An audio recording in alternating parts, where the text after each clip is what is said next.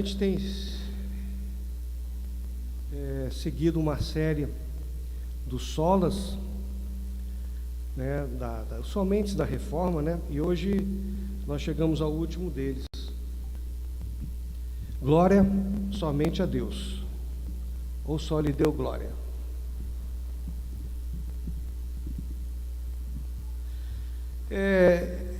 Esses pontos foram sintetizados, né, durante o processo da reforma protestante. Eles vieram existir no momento de necessidade, a forte oposição que havia da Igreja Romana contra o movimento, né, principalmente marcado pela Contra-Reforma, e eles expressam os fundamentos, né, fundamentos ou alicerces ou pilares da fé protestante, servindo aí de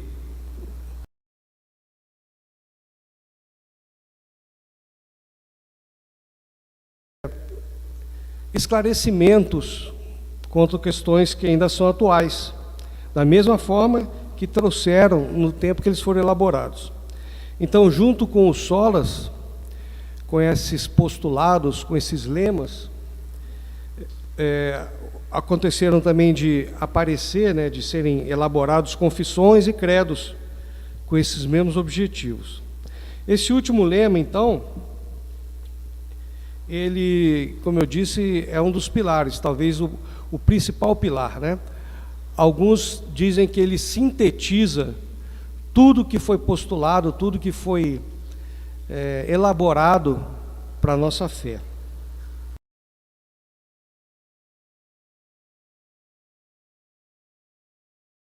Eu estava trabalhando nessa conversa que nós vamos ter hoje, me lembrou muito a própria estrutura da igreja. Se os irmãos observarem, nós temos pilares, que são esses verticais aqui, temos as vigas, lá no fundo, lá no solo, nós temos as fundações, que pode ser, não sei aqui se são estacas, se são sapatas, enfim, é todo um sistema, é toda uma estrutura que sustenta esse edifício. E aí nós temos as cadeiras, os irmãos aqui, nós temos o piso, temos o acabamento, tudo isso, todas essas cargas, como a gente diz, são transferidas para essa estrutura. E essa estrutura, né, ela se compõe basicamente dessas vigas, desses pilares, da laje.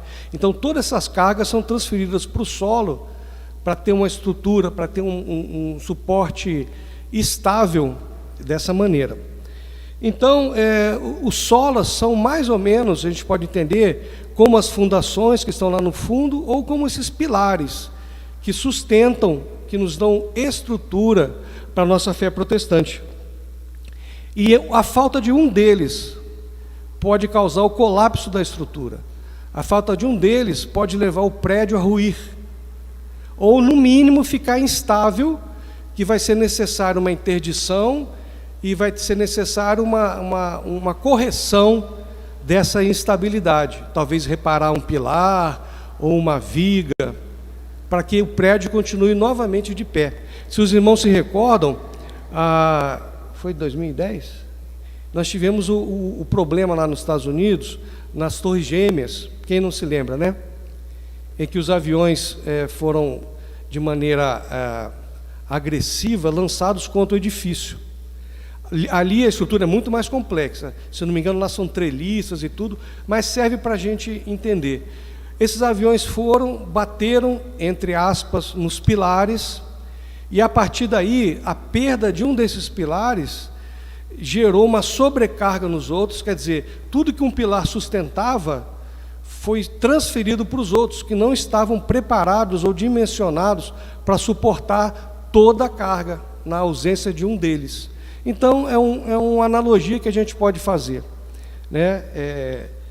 A importância de cada um desses pilares que nós estudamos. E, de qualquer forma, ainda existem estruturas em que, além desses pilares, existe um tal pilar central, em que ele suporta ainda mais carga e é ainda mais importante. Então, alguns autores tomam o só lhe deu glória como um pilar central dessa estrutura. E a gente precisa entender que a falta de algum desses, e principalmente a falta desse pilar principal, pode levar a essa estrutura da nossa fé a um colapso, certo? Então, lembrando aqui um pouquinho, nós tivemos os pilares: sola escritura, que é somente a Escritura como fundamento da fé cristã; solus Christi, somente Cristo, que é a centralidade da cruz de Cristo; sola gratia, somente a graça, razão pela qual a igreja se mantém de pé; sola fide, somente pela fé, único meio pelo qual a graça é recebida; e finalmente sola Deo glória, glória somente a Deus, que, como a gente tem tentado passar, seria o clímax desses solas, talvez o mais importante ou o pilar central. De outra maneira, a gente pode pensar que somos salvos somente pela fé, ou seja, sem termos agido de maneira efetiva para isso, sola fide; somos salvos pela graça, sem sermos merecedores disso, sola gratia; somos salvos por Cristo somente,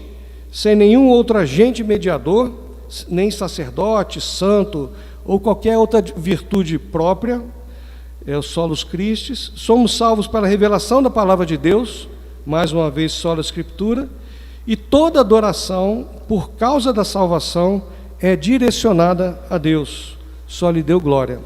Então, todo o processo da nossa salvação deve ser atribuída e direcionada somente a Deus somente a graça. Então, dessa forma, eu gostaria de ler não um, mas 2 textos para prosseguirmos a nossa pregação. Em Efésios 2, de 8 a 9.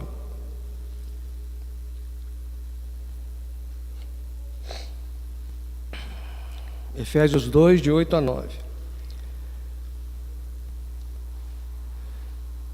Porque pela graça sois salvos, por meio da fé, e isso não vem de vós, é dom de Deus, não vem das obras, para que ninguém se glorie. E Romanos 11, 36.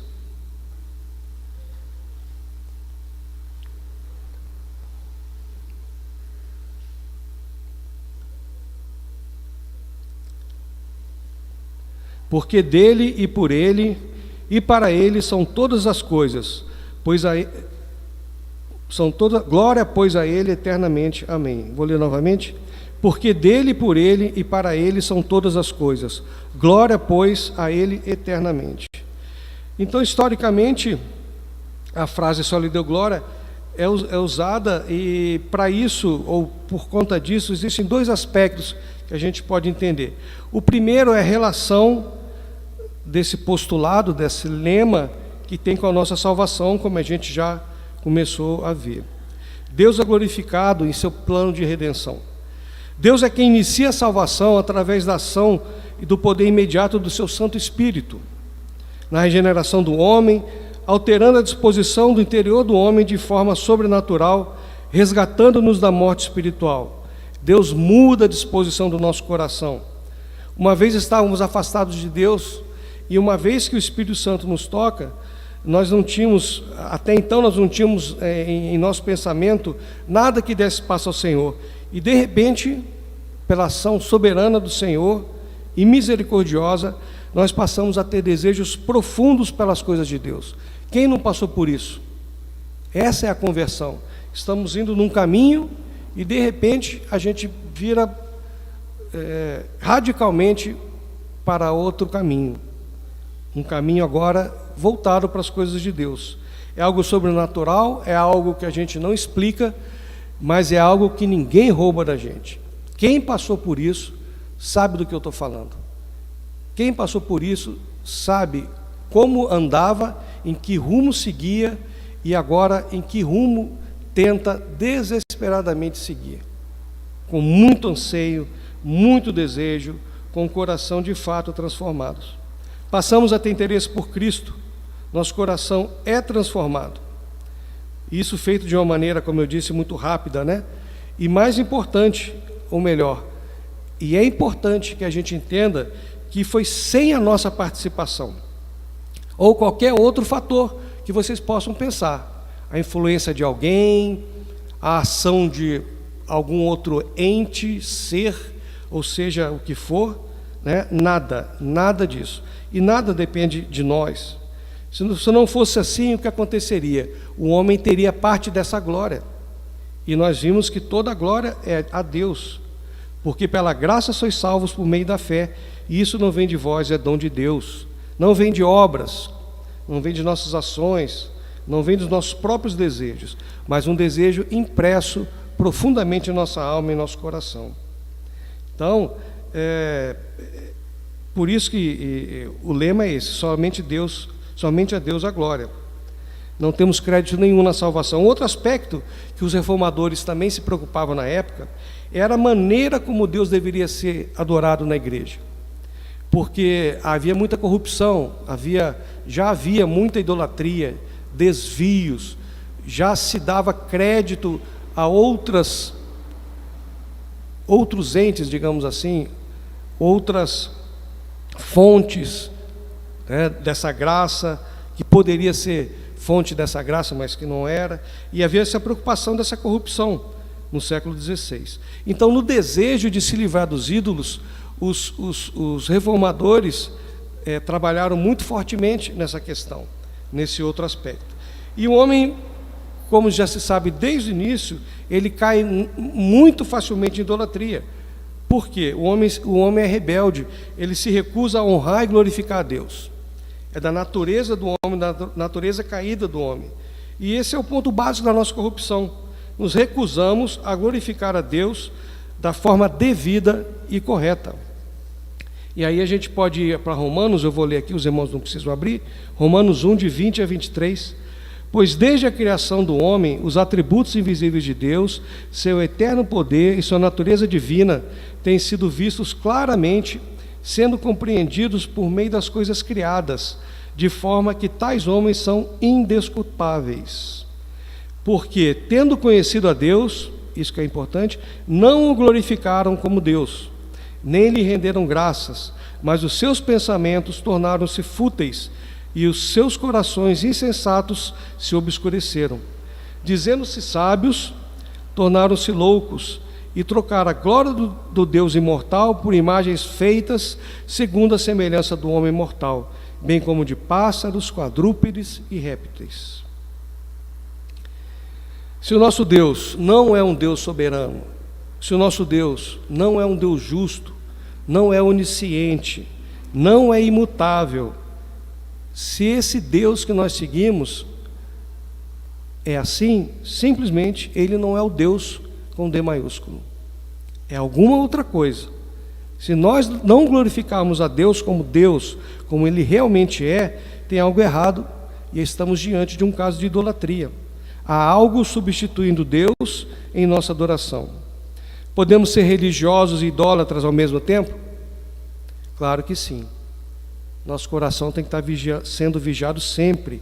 É plenamente possível a gente ter uma vida supostamente espiritual e estamos adorando um Deus de maneira errada, um Deus que não existe, um Deus com D minúsculo.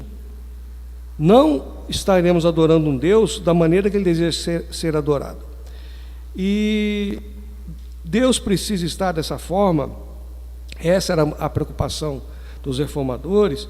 Deus precisa estar no lugar central do nosso culto. E isso eu falo do nosso culto pessoal, da nossa vida, como no nosso culto congregacional, como estamos aqui. Será que os nossos interesses não andam substituindo a Deus, colocando no lugar central alguma outra coisa, alguma entidade qualquer, algum sentimento, algum interesse? Não estaríamos servindo esse Deus que não é Deus do nosso próprio modo? É algo a se pensar. E aí a gente se depara com um grande perigo, que é a falta, a perda da centralidade de Deus na vida da igreja e na nossa vida. Isso, infelizmente, é muito comum, mais comum do que imaginamos. O culto e a adoração, então, não pode ser, por exemplo, entretenimento, não pode ser simplesmente um ajuntamento de pessoas que se gostam, não se pode ser simplesmente um desejo de ter conhecimento, no sentido simples, o conhecimento, mesmo que seja da palavra de Deus, não passa por aí. se devemos realmente estar muito preocupados e vendo se esse tipo de coisa acontece entre nós, se realmente não existe algo que está tomando o lugar de Deus, né? Se realmente não existem,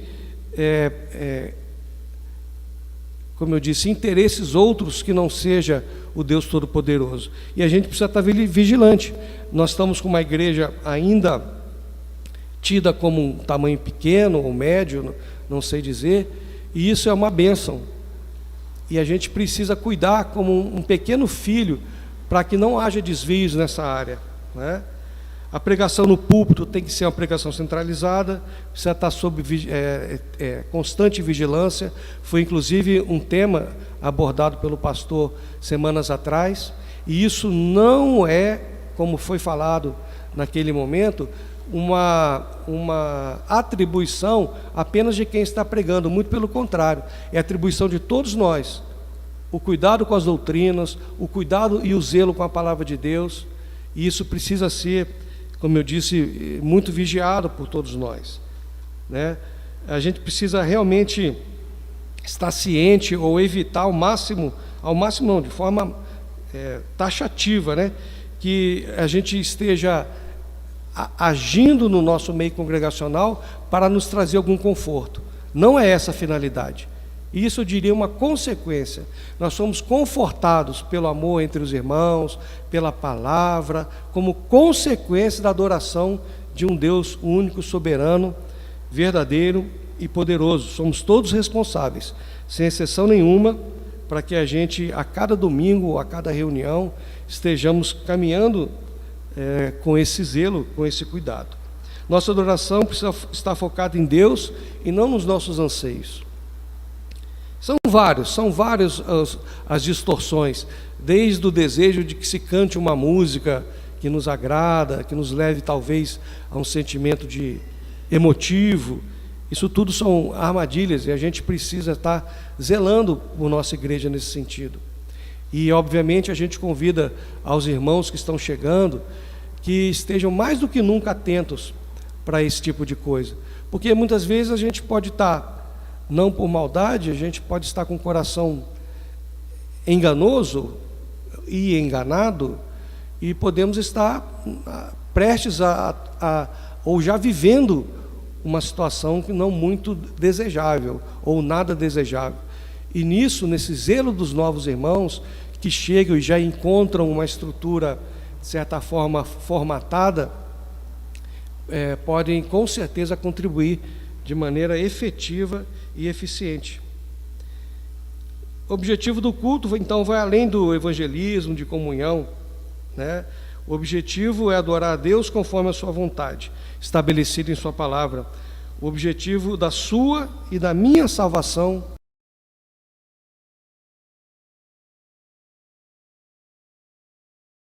da nossa salvação é glorificar a Deus e somente a Deus. Nesse ponto, os dois aspectos se unem. Parece que eu estou falando de duas coisas diferentes, mas não. Nós temos o processo da salvação, da glorificação do Senhor na salvação, e o processo que se encaminha a partir daí, da santificação, da igreja, da vida da igreja. Está tudo muito relacionado. A Ele toda a glória pela salvação, e que no nosso processo de santificação, o nosso alvo seja continuar glorificando a Deus. E aí a gente pode pensar na glória de Deus sob uma perspectiva divina, porque o alvo de Deus, acima de tudo, é manifestar a sua glória. Ela foi revelada em tudo que se faz, em tudo que se fez, ao revelar sua excelência moral às suas criaturas e evocar o louvor delas por sua beleza e seus benefícios, aí incluindo principalmente a salvação que nos foi dada por Cristo Jesus. Efésios 1:3 diz: Bendito seja o Deus e Pai do nosso Senhor Jesus Cristo, que nos abençoou com todas as bênçãos espirituais nas regiões celestiais em Cristo. Bendito seja Deus e Pai de nosso Senhor Jesus Cristo, que nos abençoou com todas as bênçãos espirituais nas regiões celestiais em Cristo. A palavra no hebraico para glória, kabod, ela tem um significado de peso. ter peso como uma moeda tem peso. O valor de uma moeda hoje é um pouco diferente, mas o valor de uma moeda era dado pelo peso dela. O peso da moeda significa valor ou dignidade. É basicamente a mesma raiz da palavra glória no hebraico. Quando a Bíblia fala da glória de Deus, está falando da sua importância, do peso ou dignidade. Quando somos chamados a glorificar a Deus, significa que temos que tratá-lo de acordo com a sua importância, significado e dignidade que ele merece. Isso é glorificar a Deus. Quando dizemos só lhe Deus glória, significa somente a Deus deve ser atribuído toda a honra, todo esse peso de valor. A glória divina pertence unicamente ao Pai, ao Filho e ao Espírito Santo, na figura da Trindade. Glória essa que é eterna, imutável, foi no princípio e agora e sempre será. Já no grego, a palavra usada é doxa, que tem um significado original, mas como uma atribuição de valor. Algo que, em nossa opinião, tem esse ou aquele valor. O valor que nós atribuímos a algo ou a alguém. Na nossa opinião, isso é muito importante. Então nós temos, por um lado, no hebraico, traz um valor de dignidade,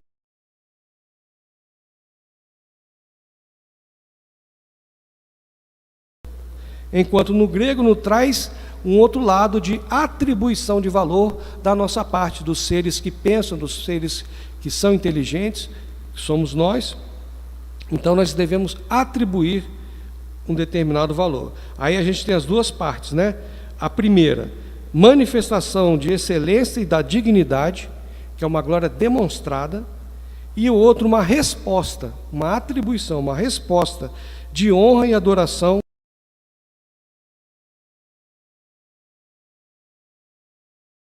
Se complementam de uma maneira muito clara. Espero ter sido claro para os irmãos. A glória de Deus, disse J.R. Bick, achei muito bonito, eu coloquei aqui essa citação. A glória de Deus é a beleza de suas perfeições multiformes, bem como o esplendor admirável que emana dessas perfeições. Mais uma vez, é uma beleza de algo que já existe e um esplendor que emana dessas perfeições, o que é reconhecido, atribuído através desse reconhecimento. E a gente lembra de alguns...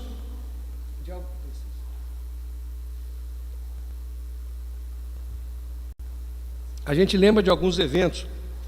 No Antigo Testamento, Moisés teve a oportunidade de experimentar um vislumbre da glória de Deus. Ele viu a glória de Deus pelas costas, por autorização do próprio Senhor, obviamente, mas não lhe foi permitido ver a face de Deus. Isso foi suficiente para que a face a face de Moisés mesmo, se ficasse brilhando, né, com resplendor reconhecível e óbvio, né? Agora, esse tipo de brilho, esse tipo de resplendor que tomou forma na face de Moisés, isso veio de onde? Não era algo dele, era algo de Deus, era um reflexo dessa glória de Deus. Nesse breve encontro que ele teve com a glória de Deus, ele passou a refletir essa glória. Já no Novo Testamento, em Marcos 9, Pedro, Tiago e João tiveram uma outra experiência singular também, uma experiência única, que foi no Monte da Transfiguração, quando no meio deles, Jesus foi transfigurado, e ele também, Jesus dessa vez, ficou resplandecente com uma luz muito brilhante, mais que o sol ao meio-dia, e essa luz emanava de Cristo, de forma que aquelas testemunhas todas caíram por terra em temor e tremor. São situações diferentes. De onde vinha essa luz no momento da transfiguração? Ela já não era refletida, mas era algo interno. Naquele momento, né, a divindade de Cristo se fez presente e proporcionou a manifestação da mesma glória. Uma glória foi refletida e a outra glória foi vinda do próprio interior. Mas, quando a gente lembra de Moisés, na realidade, essa reflexão da glória de Deus é exatamente o que Deus espera de nós, da nossa vida. Que a glória dele resplandeça em nossa vida, através do nosso testemunho, da nossa fidelidade, através da nossa adoração, através do que nós podemos ser para essa sociedade. essa possibilidade de refletirmos a glória do Senhor em nossas vidas, através da obediência principalmente, né? Em Romanos 15:6, nós temos que Jesus falou: para que com um só coração e uma só boca vocês glorifiquem ao Deus Pai do nosso Senhor Jesus Cristo. Desculpa, o apóstolo que escreveu. Mais uma vez, a reflexão da glória de Deus.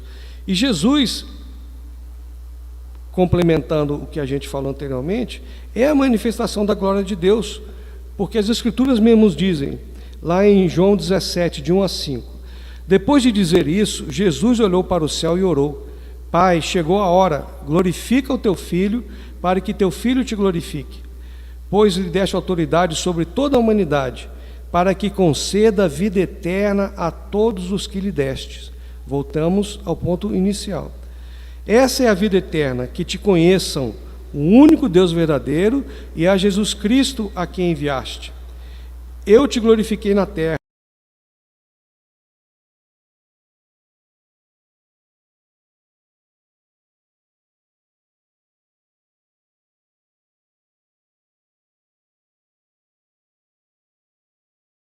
O único Deus verdadeiro e a Jesus Cristo a quem enviaste. Conhecer como? Através do reflexo da glória de Deus em nossas vidas. E a gente tem também em Atos 3,13, o Deus de Abraão, de Isaque e de Jacó, o Deus de nossos antepassados, glorificou o seu servo Jesus. Então a maior manifestação da glória de Deus foi demonstrada em Cristo Jesus. E somente a Ele devemos acreditar a vida eterna que é dada àqueles que foram alcançados pela graça salvadora. Ou seja, é um santo looping. A gente vai e volta para só lhe deu glória. Toda a obra de Jesus Cristo, incluindo aí a nossa salvação, tem esse único e necessário propósito: glorificar o Senhor. Então, o Espírito Santo, o Pai, o Filho, a Bíblia mostra que eles são cheios de graça, majestade e soberania. Ele criou todas as coisas, sustenta e governa toda a criação. É o Pai que perdoa pecadores por meio do sacrifício do seu único Filho na cruz, para reunir a igreja dos quatro cantos da terra. Ainda envia o Espírito para confortá-lo e santificá-la. O Deus revelado na Escritura faz com que toda a criação glorifique. No Antigo Testamento, Deus é resplendor, como nós falamos, é uma presença, acaba sendo um reflexo na vida de Moisés. No Novo Testamento, a glória, o significado dessa glória está ainda atrelado ao significado do Novo Testamento.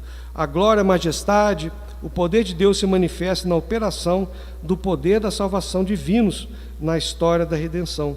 Isso é o mesmo conceito, o mesmo tipo de conceito se aplica a Cristo. A gente pode ver em algumas passagens na vida relativa à vida terrestre do Senhor. João 1,14, aquele que é a palavra tornou-se carne e viveu entre nós. Vimos a sua glória como do unigênito vindo do Pai, cheio de graça e de verdade. Sobre a existência do Senhor Jesus. João 17, 4 e 5. Eu te glorifiquei na terra, completando a obra que me deste para fazer. E agora, Pai, glorifica-me junto a ti, com a glória que eu tinha contigo antes que o mundo existisse. Quanto à volta do Senhor, Mateus 16, 27. Pois o Filho do Homem virá na glória do seu Pai, com os seus anjos, e então recompensará a cada um de acordo com o que tenha feito. É a gente viver em obediência. Na própria pré-existência do Senhor, João 12:41. Isaías disse isso porque viu a glória de Jesus e falou sobre ele. Isaías viu a glória de Jesus e falou sobre ele, a pré-existência. Em João 17:5. E agora, Pai, glorifica-me junto a ti, com a glória que eu tinha contigo antes que o mundo existisse. Deus busca a sua glória e em si mesmo, porque não existe outra divindade, outra entidade no universo digna de louvor. Mais uma vez, é um looping santo, né? Deus busca a glória em si mesmo. Não há outra fonte de glória, não há outra razão, não há outra finalidade que não glorificar o Senhor. Só existe um único Deus, o Senhor. Lá em Êxodo 3,14 ele fala, o eu sou, e ele se revela através da Escritura, porque somente o Senhor é Deus, só Ele é digno de toda a glória. O Espírito Santo busca a glória do Filho, o Filho busca a glória do Pai, e o Pai tem prazer em glorificar o Filho e o Espírito na igreja e no mundo.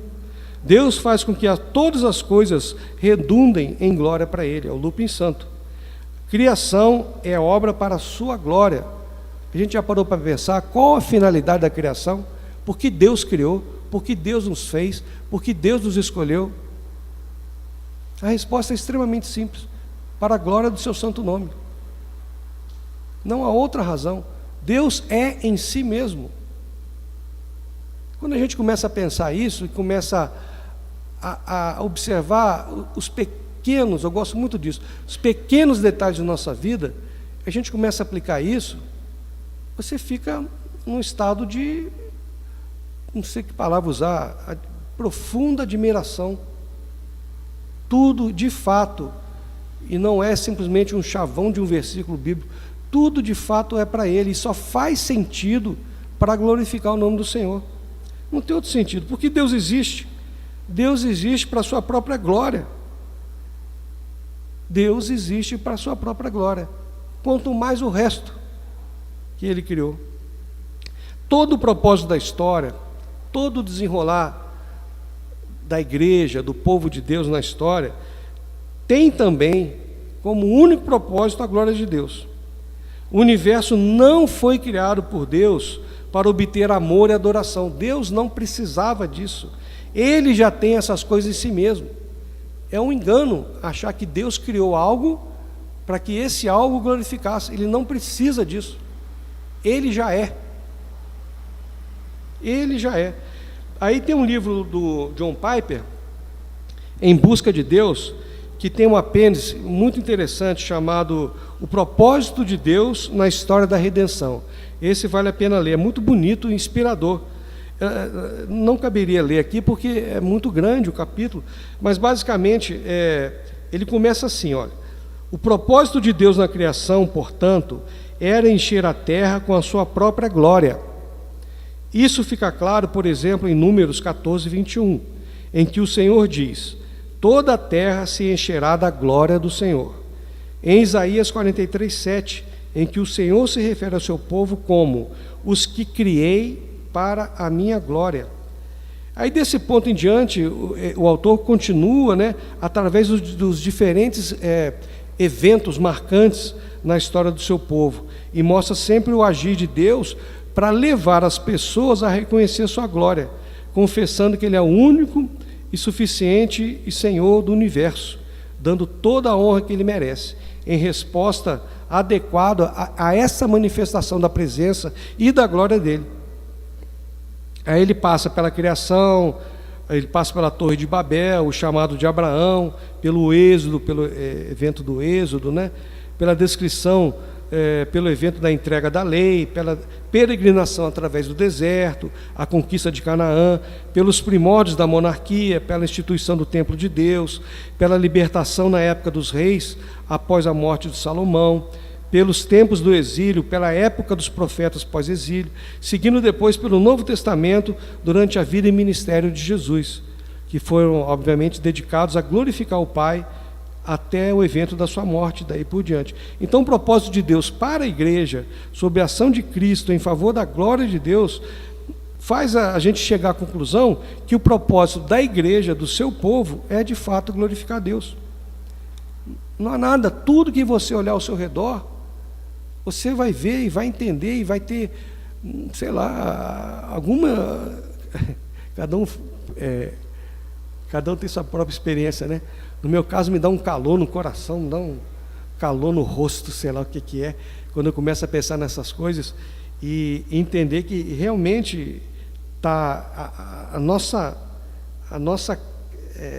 nossa frente, esse propósito de Deus ser glorificado em tudo que nós fazemos e em tudo que Deus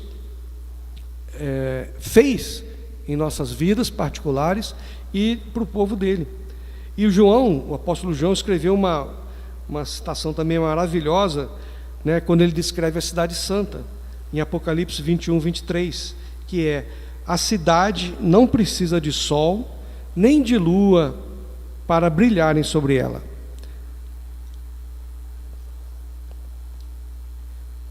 Pois a glória de Deus a ilumina,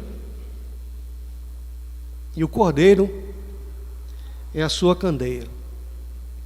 A cidade de Deus não precisa de sol, nem de lua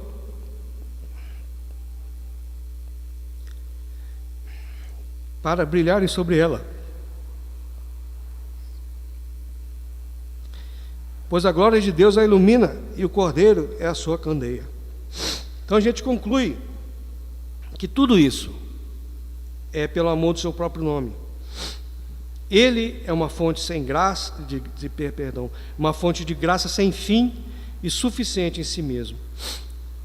Por outro lado, se a gente for ver pela perspectiva humana, que se confunde um pouco também com o que eu já falei anteriormente, mas tentando dividir um pouquinho o assunto, o breve catecismo de Westminster já nos ensina que o fim principal do homem é glorificar a Deus e gozá-lo para sempre. Nós existimos para a glória, para glorificar a Deus. Essa é a nossa principal vocação. Pode pensar em qualquer outra coisa. A sua vocação é glorificar a Deus. E deve ser assim em tudo que a gente faz, em tudo que nós dizemos, tudo que a gente viver nesse mundo tem que ser para isso. Em todo agir e falar, o homem deve buscar glorificar a Deus. E o principal deleite do homem é exatamente esse. Nós temos felicidade quando nós glorificamos a Deus. Se você observar bem, nas nossas atitudes do dia a dia, a gente sabe aquelas que realmente glorificam a Deus. E quando naquele momento a gente consegue observar essas ações, essas atitudes, o nosso coração enche de uma alegria indescritível, que não é comparável a qualquer alegria de qualquer outra atitude que a gente faça de maneira displicente, de maneira sem atentar se está glorificando ou não a Deus. Quando a gente passa pela experiência de vivemos um momento em que nós sabemos que fomos usados para glorificar a Deus, mais uma vez o nosso coração se aquece. Eu também duvido que os irmãos não tenham passado por experiências como essa. Talvez não conscientemente, mas se começar a observar, fazer esse exercício, vai ver, não há nada que se compare a estarmos glorificando a Deus em nossas ações e atitudes. Os cristãos são chamados para glorificar a Deus em todas as esferas da criação, a partir da vocação e dos dons que o Senhor lhes tem concedido. A Deus deve ser dada a glória pela salvação do homem, assim como a glória pelo viver do homem em Deus. Deus ama os homens para a sua glória, ao Lupin Santo.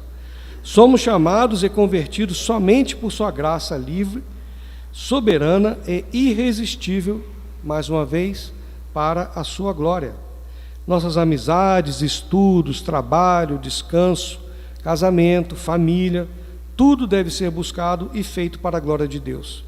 Em 1 Coríntios 10:31 tem: assim, quer vocês comam, bebam ou façam qualquer outra coisa, façam tudo para a glória de Deus.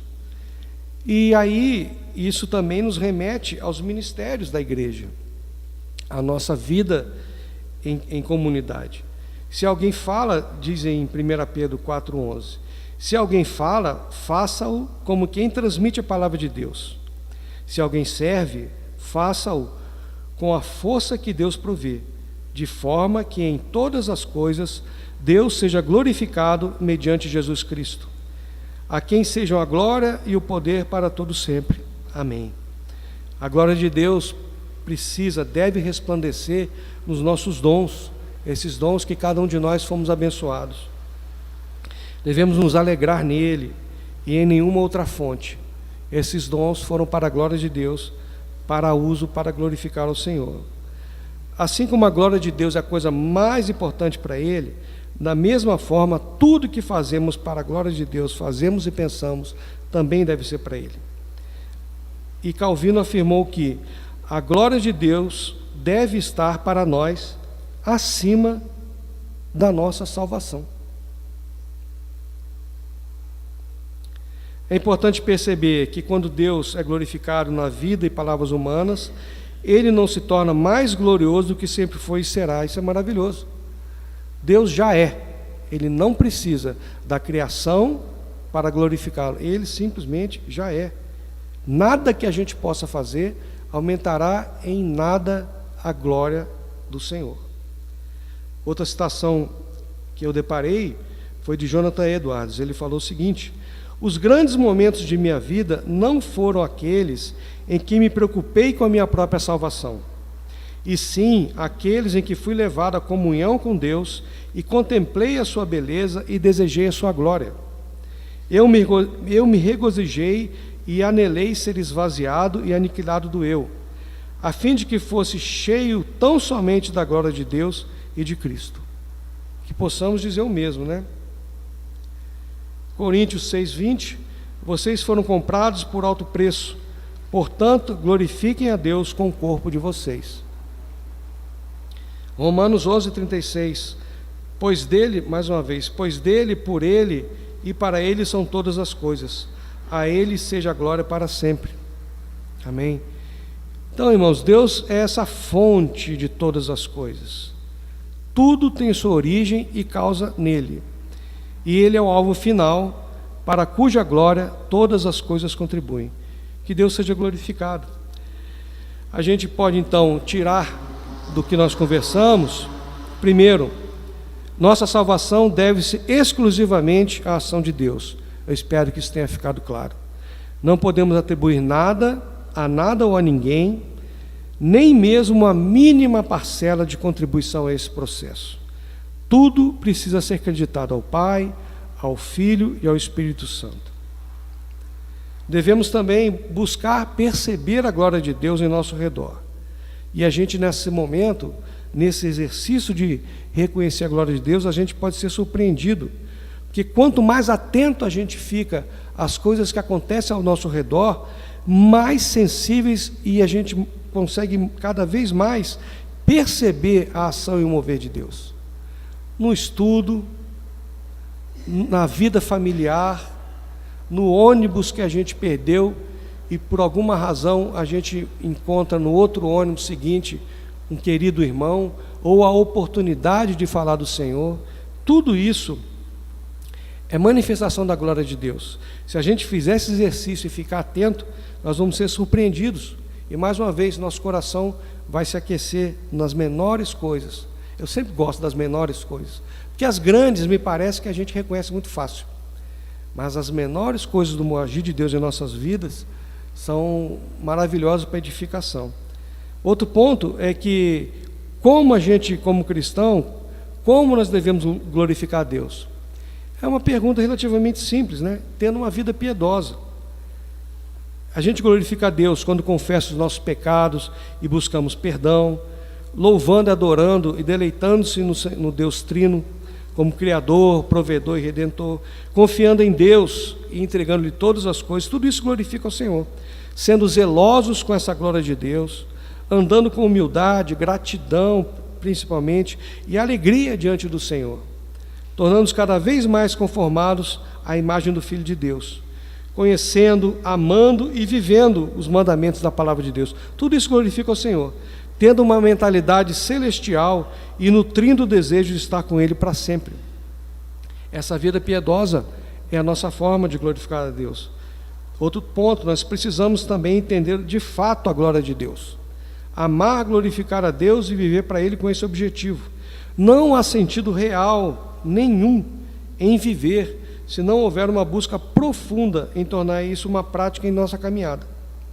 O simples questionamento se uma determinada atitude que tomamos ou que conforme agiremos glorifica realmente a Deus, ou se a motivação que nos leva a estudar, trabalhar, servir com nossos dons à igreja, são para glorificar a Deus, ou de alguma forma são usados para suprir uma necessidade nossa, muitas vezes até uma ambição de poder, de ter reconhecimento de alguma forma, ou de obter algum outro tipo de retorno,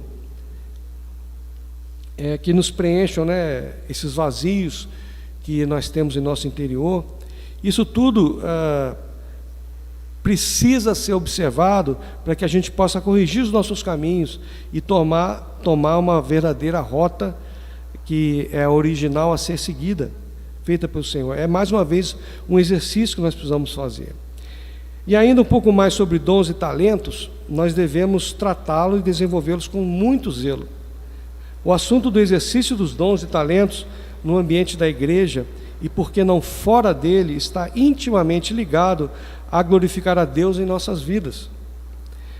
Podemos e devemos servir a igreja, aos irmãos, e para ser mais direto, né? E isso não necessariamente tem a ver com ministérios formais. Talvez, se a gente botar na balança, a gente pode ser muito mais útil na edificação do reino, vivendo uma vida cristã piedosa. E isso edifica a vida dos irmãos. O nosso agir, a nossa postura, a nossa vida de fidelidade, de piedade, isso talvez edifique mais do que uma pregação. Então a gente não deve menosprezar de forma nenhuma os dons e talentos que Deus nos deu, que muitas vezes podem não estar expostos diante da igreja. Os talentos podem e precisam ser desenvolvidos, desejados e exercidos constantemente. Aí, para terminar, mais uma citação que eu gosto, já disseram assim: a glória de Deus é uma parte tão essencial do seu caráter que ele não pode ser Deus sem ela. Amém? Vamos orar? Mais uma vez. Deus querido, louvado seja o teu santo nome. Obrigado, Senhor, pela tua palavra, que possa agir em nossos corações, que possa nos edificar, que possa ser motivo de reflexão e glorificação do seu santo nome. Em nome de Jesus. Amém.